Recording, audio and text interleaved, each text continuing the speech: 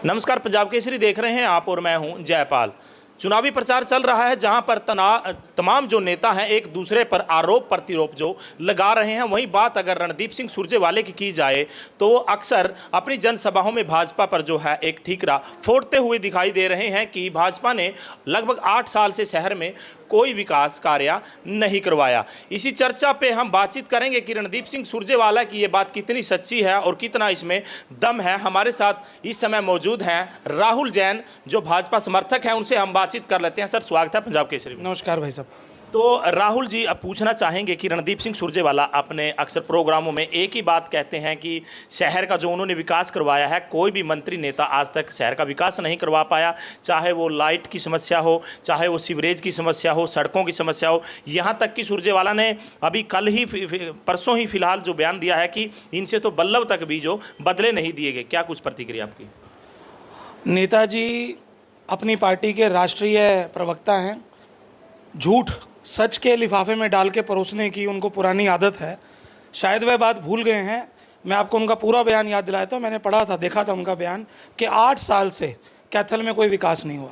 मैं पूछना चाहता हूं उनसे कि हरियाणा से अभी तो सिर्फ वो राज्यसभा गए हुए एक हफ्ता भी नहीं हुआ, क्या उनकी याददाश्त इतनी कमज़ोर हो गई है कि वो ये भूल गए हैं कि 2014 से 19 तक कैथल का विधायक कौन था? इस 8 साल में वो 5 साल इस शहर के विधायक थे। 6 साल से ज़्यादा जो कैथल की नगर परिषद है उसे उन्होंने बंधक बना के रखा। अपने समर्थकों को चेयरमैन से लेके एमसी पदों पे उन्होंने बना के रखा। सब कैथल वासियों ने वहाँ हो रहे भ्रष्टाचार के नंगे नाच को अपनी आंखों से देखा। उस पर माफ़ी मांगने की बजाय, अपनी गलती को सुधारने की बजाय वो आज अपनी नाकामयाबी को ठीकरा सरकार पे फोड़ते हैं। सुरजेवाला जी, आप मुझे इस बात का जवाब दीजिए।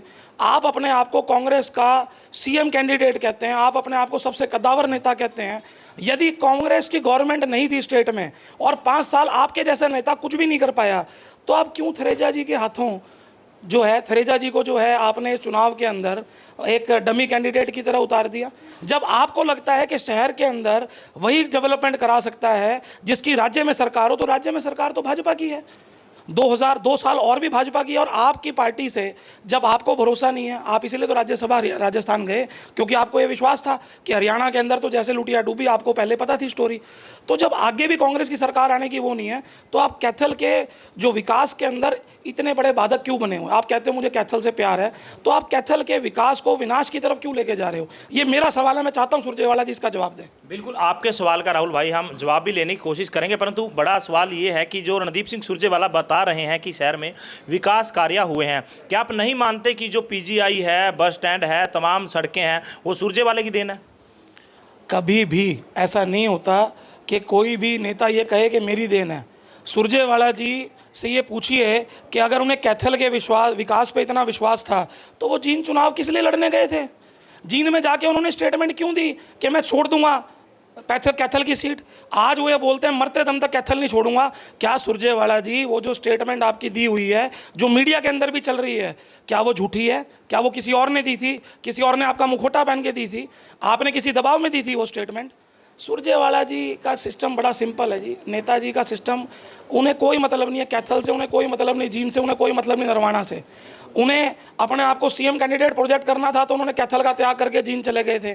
आज उन्हें चौधर चाहिए थी, उन्हें दिखा कि सरकार हरियाणा में आनी नहीं, तो वो राज्यसभा के कैंडिडेट बन के चले गए। आज वो कहते हैं कि मैं राज्यसभा से इस्तीफा दे के दोबारा चुनाव लड़ने आऊँगा।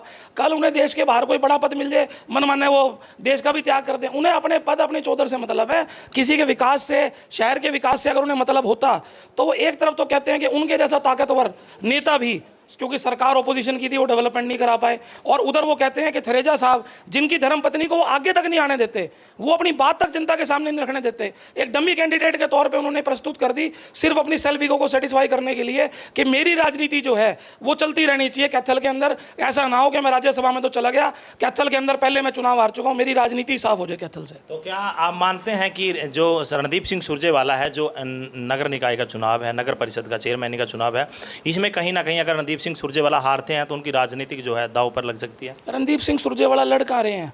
अगर रणदीप सिंह सुरजेवाला जी को चुनाव लड़ना था, धर्मपत्नी को खड़ा करते, अगर वो सीरियस थे, क्या उनकी आज उनकी पार्टी में इतनी नहीं चलती कि वो उसे सिंबल ले देते कैंडिडेट का? जब भारतीय जनता पार्टी ने अपने जिला अध्यक्षों को पावर दी कि आप डिसाइड कीजिए कि एमसी का चुनाव आपको चिन्ह पे लड़ना है या नहीं लड़ना डिस्ट्रिक्ट वाइज, तो रणदीप सुरजेवाला जी का कद क्या एक जिला अध्यक्ष से भी कम है। और पार्टी के अंदर वो लोगों को सुनाते फिरते हैं कि मेरा पर्यायवाची का मतलब है हरियाणा में कांग्रेस। तो ये दोनों चीज़ों में विरोधाभास है। मैंने फिर आपको कहा वो राष्ट्रीय प्रवक्ता हैं, उन्हें झूठी बातों को सच के लिफाफे में परोसने की आदत है, तो उसमें उनकी मास्टरी है, उसका मैं कुछ नहीं कर सकता। बिल्कुल उनकी शब्दावली की भाई अगर बात की जाए जैन साहब तो बिल्कुल तारीफ करते हैं जी, हम भी तारीफ करते हैं उनकी शब्दावली की।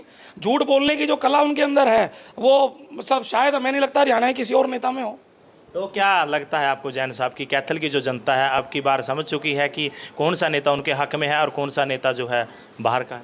मुझे इस बारे में कुछ कहने की जरूरत नहीं है। कैथल की 36 बिरादरी मन बना चुकी है। वो जातिवाद का जहर कितना ही घोल लें, कैथल की जनता इसके अंदर नहीं आने वाली। कैथल की जनता ये समझती है कि कैथल के अंदर 36 बिरादरी को पावर दी हुई है। कैथल का एमपी जो है सैनी समाज से आता है। कैथल के अंदर कैबिनेट मंत्री जाट समाज से आती है। कैथल के अंदर जो चेयरमैन है वो पंजाबी समुदाय से आता है। कैथल के अंदर जो गुर्जर समाज से उनका एमएलए आता है, विधायक। कैथल के अंदर आज एक टिकट जो दी गई एक शिक्षित महिला को, एक समर्थ महिला को अग्रवाल समाज से दी गई है।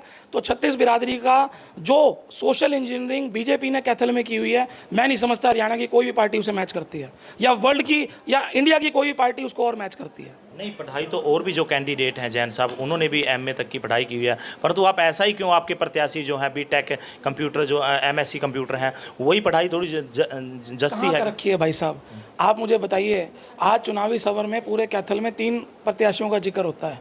नंबर 1 पे सुरभि गर्ग का होता है, मास्टर्स की डिग्री है। सुरजेवाला जी इस कैंडिडेट की बात करते हैं, आप मुझे उसकी स्पीच तो सुनवाइए। आप आज चुनाव को शुरू हुए 10-12 दिन बीत चुके हैं।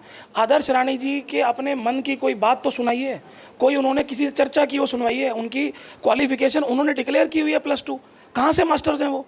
और जो तीसरी प्रत्याशी नीलम रानी, जो अब तीसरे नंबर से भी पता नहीं, मुझे नहीं पता तीसरे नंबर पे भी है नहीं, वो तो उन्हें ज़्यादा पता होगा, वो क्लेम करें अपने। लेकिन नीलम रानी की जी जो डिग्री है जो उन्होंने क्लेम की है वो 10वीं कर रखी है, ये तो उन्होंने शो कर रखी है। और 10वीं की उनकी जो डिग्री है उसकी जांच के लिए हम रिक्वेस्ट कर चुके हैं एडमिनिस्ट्रेशन को। अब वो आगे उसको किस तरह से टेकअप करते हैं, किस तरह नहीं करते, वो सरकार का काम है।